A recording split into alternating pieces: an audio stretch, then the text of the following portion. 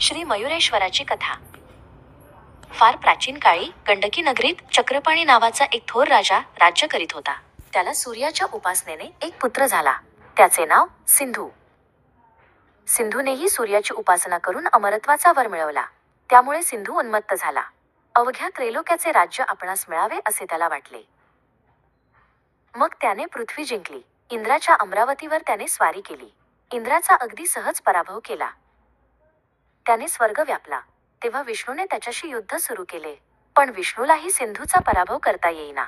सिंधूने आपल्या अतुल पराक्रमाने विष्णूला वश केले व त्याला गंडकी नगरीत राहण्याची आज्ञा केली. मग सिंधूने सत्यलोक व कैलास यांवरही स्वारी करण्याचे ठरवले. सर्व देवांना त्याने गंडकी नगरीत बंदिवासात टाकले. तेव्हा दुःखी झालेल्या देवांनी गणेशाची आराधना सुरू केली.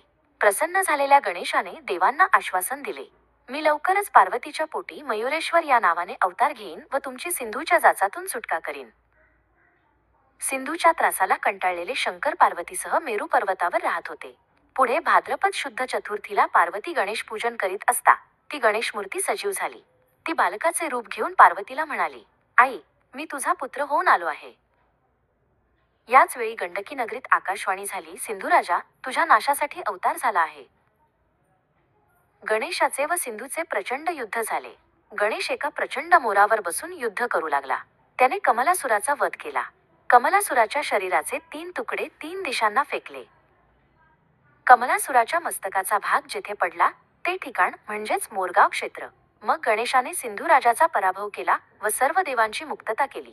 तेथेच गणेश भक्तांनी विनायकाच्या मूर्तीची स्थापना केली. मोरावर बसून गणेशाने दैत्य संहार केला म्हणून त्याला मयुरेश्वर किंवा मोरेश्वर म्हणतात व त्या स्थानाला मोरगाव असे नाव मिळाले.